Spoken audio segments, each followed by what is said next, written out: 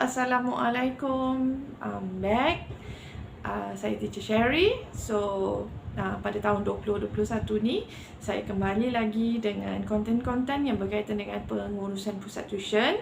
Dan untuk anda yang bertanyakan di mana patut anda dapatkan SOP, borang-borang untuk menjalankan perniagaan pusat tuition, pusat pembelajaran seperti kindergarten, tadika dan sebagainya, borang-borang yang seperti itu, SOP untuk pekerja yang anda akan hire akan ada di laman web saya teachersherry.com. Jika anda ingin membuat pembelian, terus ke laman web teachersherry.com dan buat pembelian online di situ. Semua konten-konten kita adalah konten digital dan anda boleh terus membuat pembayaran dan dapat download terus. Okay, so itu untuk menjawab soalan macam mana nak dapat dokumen-dokumen yang anda cari. Okay, alright. So hari ini dalam saya punya plan, okay, kita ada plan untuk berkongsi tentang 20 ragam dalam pengurusan pusat tuition. Okay, dalam tahun 2022 ni, tadi saya sebut 2021 kan? Okay, so dalam tahun 2022 ni, saya dapat menjangkakan bahawa pusat tuition mungkin akan kembali sekiranya berlaku kestabilan dalam aktiviti pendidikan di sekolah. Maksudnya jadual kita dah get back seperti normal, guru-guru dah pergi sekolah secara full time, dah tak ada lagi work from home, anak murid pun pergi sekolah macam biasa, tak ada lagi berselang ataupun ada kelas-kelas yang start lambat dan sebagainya. So kita boleh selamat untuk menjangkakan bahawa pusat tuition boleh dimulakan semula, provided guru-guru kenalah check. Okay, cikgu-cikgu yang nak buka pusat tuition ni kena check adakah dalam sistem pendidikan kita sudah kembali bersedia untuk tuition-tuition. Kalau pun tidak, okay, jangan risau sebab murid-murid yang memerlukan guidance sentiasa ada di luar sana. In fact, kalau kita buka pusat tuition dan dia tidak berlandaskan school-based system, maksudnya dia lebih kepada menjawab soalan, bukan nak mempersediakan murid kepada peperiksaan, saya rasa pusat tuition boleh dibuka. Okay, alright. So topik hari ini yang kita nak bawa ialah topik premis sewa premis yang mahal selepas berlakunya COVID-19. Okay, so sini saya nak sharekan beberapa guideline untuk mereka yang berniat nak buka pusat tuition untuk consider guideline ni supaya bila buka pusat tuition nanti anda tahu apa yang anda patut lakukan. Okay, first of all, okay, kita mulakan sekarang. Untuk membuat pusat tuition dan menyewa premis bagi tujuan ni, apa yang kita first kali kena buat ialah kita kena setkan dulu berapa bajet kita untuk premis sahaja. Okay, itu nombor satu. Kita bajet, mungkin kita nak sewa, kita mampu bayar 1,500. Okay, then we stick to that dan cari kedai-kedai di situ yang around that price. Okay, and then yang kedua, kita juga kena tahu size kelas yang kita nak buat. Maksudnya berapa pintu kita nak buat kelas, berapa murid dalam kelas yang akan kita masukkan. And then yang kerana faktor untuk jumlah murid dalam kelas dan pintu-pintu yang kita buka ni memerlukan kita untuk tahu floor area. So floor area kedai akan mempengaruhi harga sewa kedai. Okay, so yang ketiga lah ya, yang ketiga untuk nak tahu nak decide for our rental. So rental sekarang mahal, kita juga kena tahu berapa lama jangka masa sewa yang kita plan. Okay, so kalau kita plan nak berniaga lama dan kita plan lah.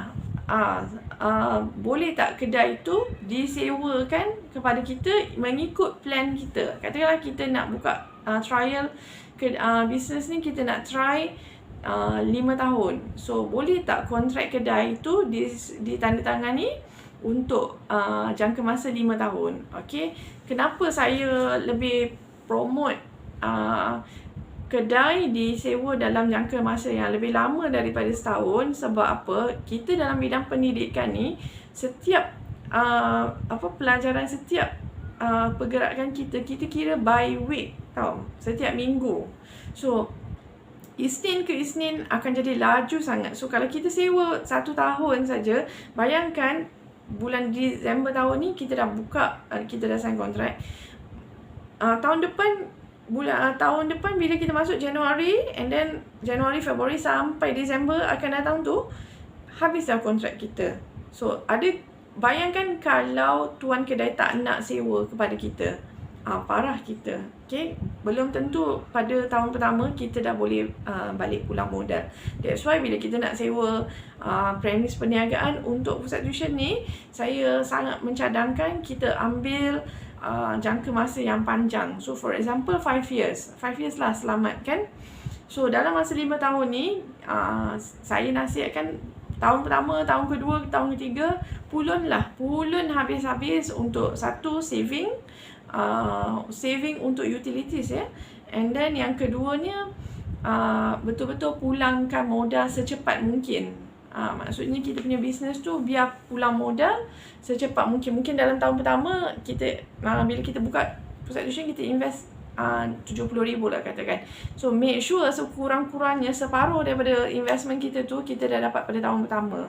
Itu sangat penting supaya kalau apa-apa berlaku sepanjang 5 tahun ni, kita macam tak terlalu rugi besar. Okay, alright. So first tadi cari setkan bajet berapa ribu yang kita mampu bayar untuk sewa.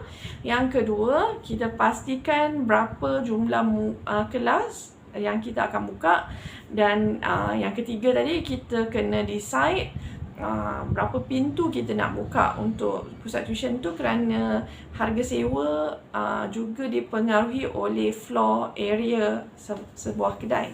And then yang keempat, baru yang kita cakap tadi, kontrak tu biarlah lama sikit. Okay, so bila lama, lagi satu kebaikan sewa kedai dengan kontrak yang lama ialah kita sebenarnya dapat lock pada harga tu. Jadi kita punya expenses kita dari segi utility boleh dikawal. Okay, let's say lah tahun pertama kita bayar kedai 1,500, tahun kedua 1,500. Yang bergerak dalam bahagian ni, dalam bahagian utility, hanyalah bil api dan air saja kan. And then sewa kedai masih kekal. Jadi kita selamat dekat situ. Okay, jadi kita setiap tahun kita boleh predict berapa kita nak save pada waktu cuti sekolah, seperti bulan Disember, bulan November. Kita kena ada berapa ribu untuk make sure kedai kita tak lingkup. Okay, kadang-kadang pusat tuition ni dia ada masalah bila murid cuti, dia bankrupt. Itu yang kita tak nak. Okay, yang kita nak ialah bulan 11 dan bulan 12 mungkin kita agak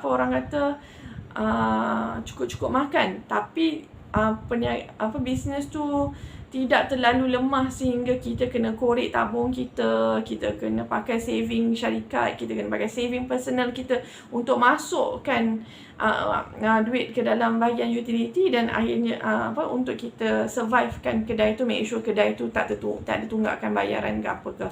Okay, alright. So yang keempat, yang kelima dan yang terakhir saya boleh katakan hari ini, cuba negotiate.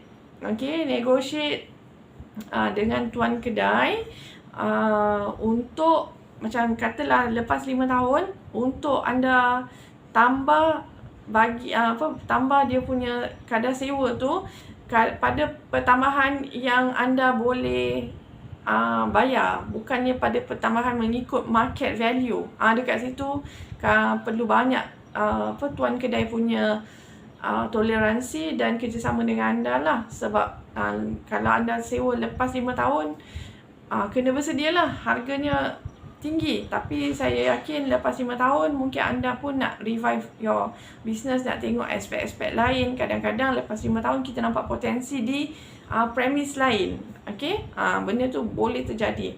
So boleh keep in mind saja part ni. Tapi ini juga salah satu cara macam mana kita nak jimatkan kita punya sewa mahal selepas zaman pandemik ni. Okay, so saya harapkan anda semua dapat sesuatu hari ini.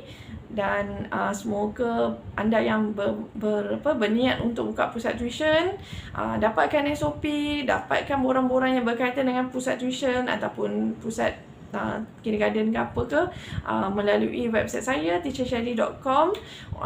Diharapkan dengan adanya SOP dan borang-borang yang telah tersedia ini akan memendekkan lagi masa administration cikgu-cikgu di luar sana. Alright, terima kasih. Assalamualaikum.